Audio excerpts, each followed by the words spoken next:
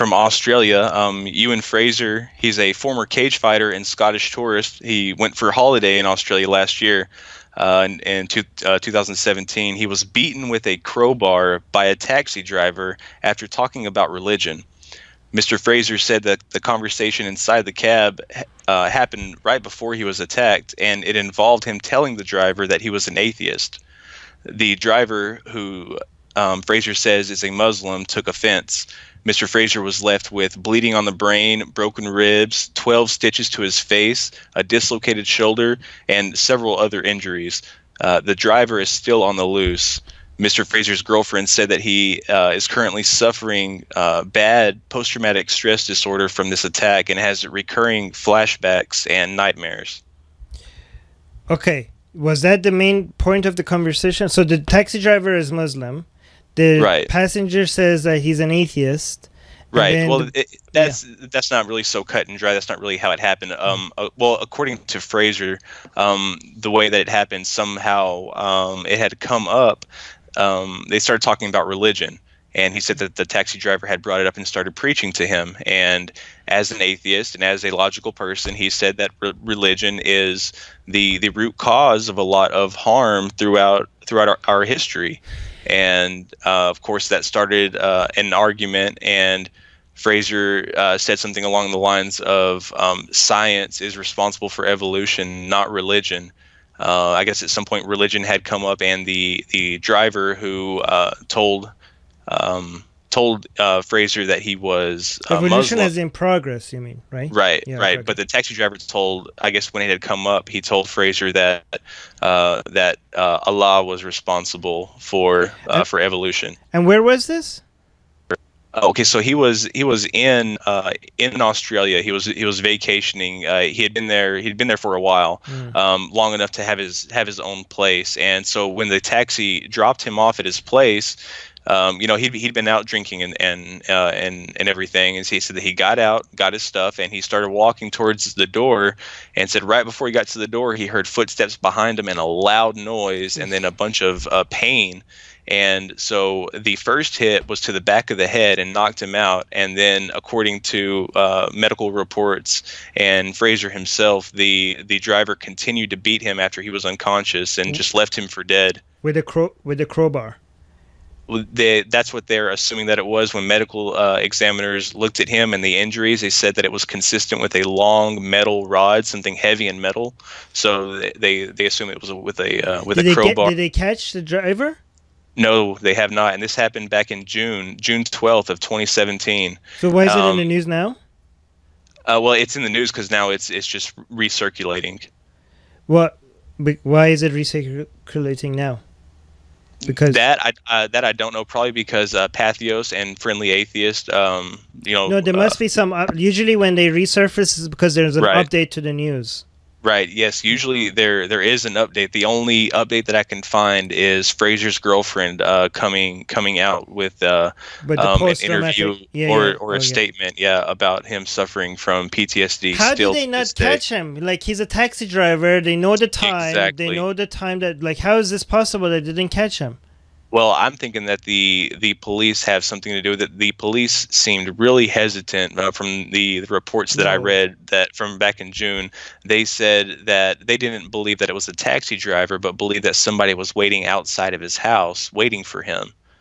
But Fraser himself said that it was after a heated argument. He got out. He heard footsteps behind him, not beside him. So where the attack came from behind, somewhere between the time that the cab dropped him off at the curb and he got to his front door. Unbelievable. Right. So if it wasn't the taxi driver, then it's awful coincidental that they cannot find him. I mean, I hope this is not a case like in the UK where the police are afraid of being accused of racism by going and looking at Muslim taxi drivers. They're going to be afraid. Yeah, that's exactly what I was going to say. That's exactly what I believe happened. They're afraid to say, because Fraser came out and said it was because they were arguing about religion and because he was a Muslim and because he was offended, that they were afraid to. Well, we don't know if that's for sure, but no, right. Yeah. That's speculation on very good circumstantial evidence. Okay. And on top of all of this, he was in the hospital for over a week. Check this out. This dude, okay, so Euan Fraser, he's an ex-cage fighter. I don't know if you've heard of him or not. He's only 30 years old, but he's been out of cage fighting for a while. But he used to be a badass. And so he calls an Uber after he walked into the kitchen and just blood pouring out of his face, blood everywhere. They said it looked like a murder scene. He calls an Uber and Ubers to the hospital, where he had to stay for a week. So his injuries were so severe that he had to stay for a week, and he had to pay out of pocket $7,200 Australian. For what? For medical treatment. Oh my god. Yes, and so after staying in there for a week, he also had to submit himself to a mental health institution for a short time due to suicidal thoughts. Suicidal thoughts. Jesus. Right. Stemming from his post-traumatic stress disorder and his flashbacks. This is why I always ask for a receipt when I take a cab, because I want to make sure I want to have evidence of which cab I took and what time, just in case I leave something or something happens. Sure. Yeah. Or in case you need an alibi. Jesus Christ. But it's so sad that they didn't catch him. Religion of Peace, am I right? That's a top comment on Facebook. Let me know if you see anything on YouTube live chat that we need to read. They should. Okay. You go on. Theo Mackey says apparently he tried to change the subject, but the taxi driver kept circling back to the topic. Yeah, Theo Mackey, he did. He reported that he started to feel uncomfortable and knew that the cab driver was getting wound up. So he tried to back things down, but the driver kept going back to things like, Islam is peaceful and tolerant, and that's why I'm sitting here yelling at you and about to bash you in the head with a crowbar.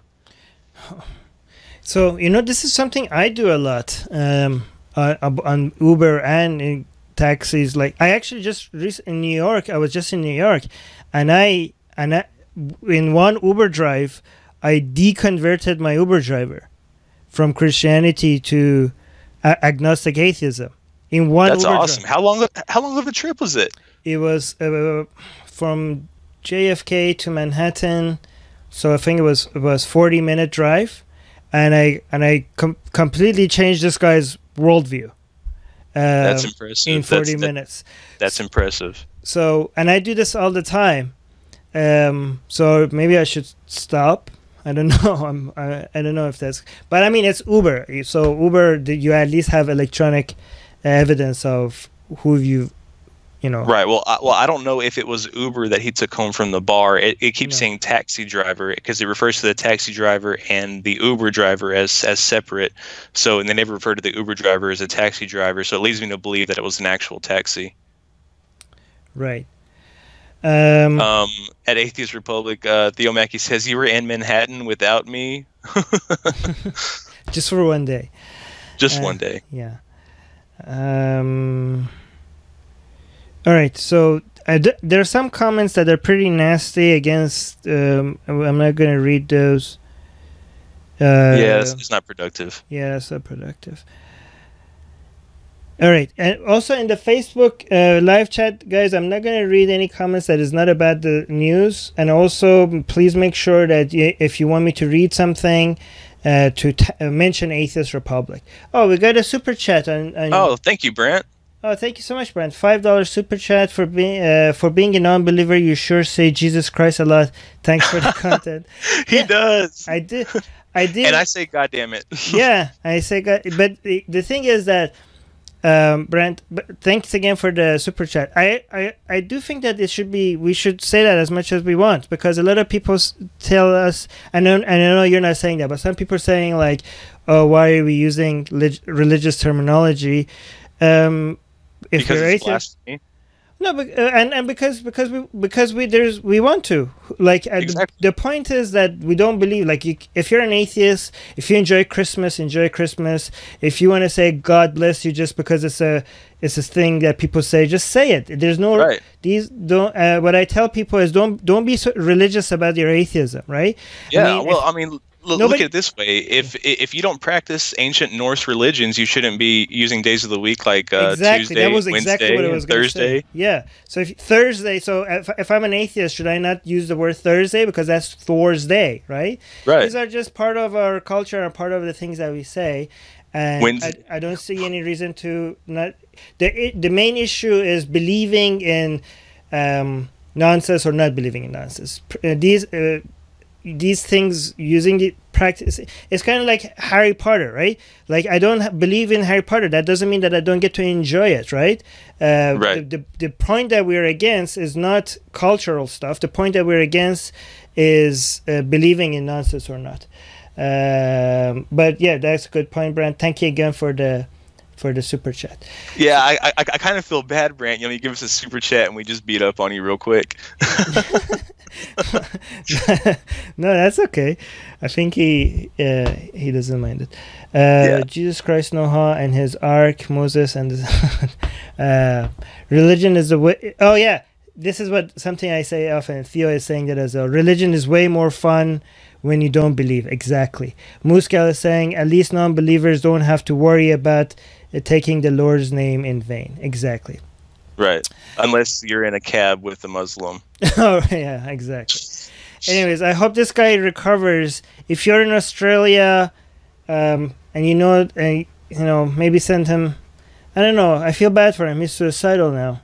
If you see this guy out, man, give him a pat on the back and just reassure him that there are still good people out there. Atheist Republic's mission is to give atheists around the world a louder voice. In order for us to be able to continue the Atheist Republic, we need your help. If we reach 100 patrons, we'll finally be able to afford all our costs. Help us get there